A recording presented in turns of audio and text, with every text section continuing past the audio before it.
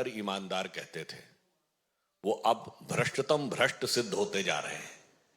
इसलिए कोई ना कोई तो स्वांग रचना ही है। इसलिए यह विषय जिसको लेकर एक बार फिर उनको गुजरात में कोर्ट से फटकार लगी है, जो कि उनकी प्रवृत्ति के अनुरूप भी है। ये ऐसे व्यक्ति हैं जो एक नहीं अनेक बार कोर्ट के द्वारा डांट फटकार पा चुके हैं, माफी मांग चुके हैं। इसलिए विषय प्रधानमंत्री जी की डिग्री का नहीं था, विषय तो इनके भ्रष्टाचार का था। ये उसके ओट में उसे छुपाना चाहते थे और इसीलिए ये इस प्रकार का स्वांग रचना कि जो चीज पब्लिक डोमेन में है, जो चीज यूनिवर्सिटी की वेबसाइट पे है, उसे मांगने के लिए कोर्ट में जाना, तो ये सिर्फ कोर्ट का समय बर्बाद करना ही नहीं। मैं कोर्ट का ऑब्जर्वेशन आपके सामने पुनः उसका मेंशन कर रहा हूं। Further, despite the degree in question being put on the website of the petitioner university for all to see, despite this fact being made expressively clear with precision in the pleading before the court, and despite the respondent never disputing the degree in question either during the pendency of these proceedings or even during the final hearing, यानी जब यह प्रक्रिया न्यायालय में चल रही थी, ना आपने कभी उस विषय का संज्ञान लिया, ना कोई आपत्ति दर्ज की और ना अंतिम निर्णय के समय किसी प्रकार की आपत्ति दर्ज की। And the respondent number 2 has persisted with the matter. This is one more reason to impose cost on the petition. इसका मतलब यह हो गया कि आपने सिर्फ और सिर्फ अदालत का वक्त जाया करने के लिए संवैधानिक उपकरणों को दुरुपयोग करने की दृष्टि से आपने काम किया। मुझे ऐसा प्रतीत होता है कि आम आदमी पार्टी वो पार्टी है जिसने अद्भुत पॉलिसी दी थी, एक बोतल के बदले एक बोतल फ्री। एक नॉर्मल कहावत में प्रयोग होता है ना कि फ्री की रेवड़ी, पर यहां सबसे ज्यादा फ्री की रेवड़ी बेवड़ों को मिली थी। एक पौवे के बदले एक पौवा फ्री। और जब ज्यादा पी लेता है आदमी तो मानसिक संतुलन खो जाता है।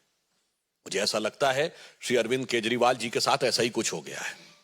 वो पूरी तरीके से विक्षिप्त हो गए हैं और पता नहीं क्या क्या उल्टा सीधा बोलते भी चले जा रहे हैं, निम्नता पे भी आ रहे हैं और कोर्ट से भी फटकार पा रहे हैं। मगर दो चीजें बहुत साफ होती जा रही हैं। जिस ढंग की उन्होंने भाषा का प्रयोग किया है वो भारत की राजनीति में भाषा, शैली, भाव, भंगिमा, मैं तीनों चीजों की बात कर रहा हूं। वन होता है the words, the letters, the expression and your body language. ये जिस प्रकार की उन्होंने प्रयोग की है ये निम्नतम स्तर की है। यानी मैं कह सकता हूं कि वो नैतिक दृष्टि से भ्रष्टतम और राजनैतिक दृष्टि से निम्नतम स्तर के ऊपर आ गए हैं। मगर ऐसा नहीं है। पढ़ाई लिखाई की बात कर रहे हैं पर ये बहुत चतुर और सयाने हैं। ये बात इसलिए मैं कह सकता हूं ये पढ़े हैं पर लिखे नहीं है। मतलब आप समझ रहे हैं, किसी फाइल पे साइन नहीं करते, लिखते कुछ नहीं, कोई भी भाग नहीं रखते। सत्येन जैन से साइन करवाएंगे, मनीष सिसोदिया साइन कराएंगे, लिखेंगे नहीं, सिर्फ पढ़ेंगे। ये होती है चतुरता कि भ्रष्टाचार भी करवाएंगे, लिखेंगे नहीं, लिखवाएंगे दूसरे से ताकि निपटेगा दूसरा। इसीलिए मैं कह रहा हूं इनकी पढ़ाई लिखाई में बहुत सारी चीजें आपस में गुथी हुई हैं कि जो कभी लिखे नहीं, सिर्फ पढ़े की बात करे। इसीलिए तरह तरह के स्वांग रचना।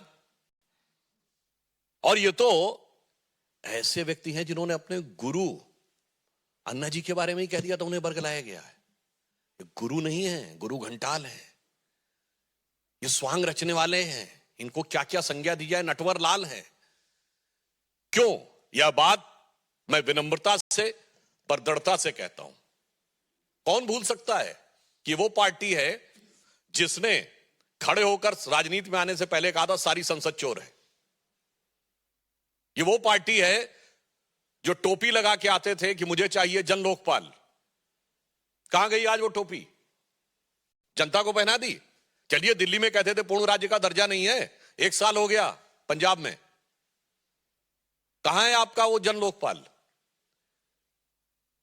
ये वो पार्टी है जिन्होंने गठन के अंदर सबसे जल्दी सत्ता में आए चंद महीनों में, मगर ये वो पार्टी है जिन्होंने कसम खाई थी। आपको याद हो, अगर पुरानी फिल्मों में कई बार होता था ना कि जो विलेन भी होता था वो भी जब कोई झूठ बोल रहा होता था तो उसके परिवार वाले अगर कहें कि फलां की कसम खाओ तो वो चुप हो जाता था। याद है ना आपको? मगर यहां तो कसम खा ली, पलट गए। वो वैगनार हरी बत्ती वाली कहीं नहीं दिखती। मैं बंगला नहीं लूंगा, ले लिया। मैं सिक्योरिटी नहीं लूंगा, ले लिया। मैं विनम्रता से पूछना चाहता हूं, एक बिंदु बताइए जिसके ऊपर इन्होंने अपना स्टैंड कायम रखा हो। इसलिए हम लोगों इनके लिए इस प्रकार की बात कहते हैं कि ये बहुत ही बड़े स्वांग रचने वाले व्यक्तियों में से एक। अब मैं एक बात कहना चाहता हूं, एजुकेशन और पढ़ाई लिखाई की बात करते हैं, ये वही व्यक्ति है ना, तो आईआईटी ग्रेजुएट हैं। याद करिए जब देश में कोविड की सेकेंड लहर चरम पे थी, क्या बोले थे कि वैक्सीन सारी कंपनियों को क्यों नहीं दे देते, सब बना लें, वैक्सीन का फार्मूला दे दे, बोले थे कि नहीं? अरे मान्यवर, आप आईआईटी के पढ़े हुए हैं, वैक्सीन का फार्मूला कोई चूरन है जो सब बना लेंगे? सब बनाने के अधिकृत हैं।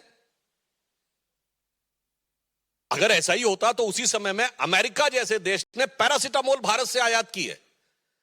पैरासिटामोल जैसी फंडामेंटल तो वो आराम से मंगा सकते थे।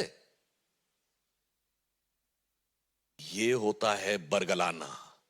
ये वो पार्टी है जिसने अप्रैल 2021 में आकर, पढ़े लिखे होने की बात करते हैं ना, ये कहा कि बच्चों का वैक्सीन हमने विदेश भेज दिया, जबकि अप्रैल 2021 तक भारत तो क्या दुनिया में बच्चों का कोई वैक्सीन नहीं बना था। और किस मुद्दे के ऊपर? क्योंकि मेयर्स कॉन्फ्रेंस में चीफ मिनिस्टर के रूप में जाना चाहते थे। ऐसा नहीं है।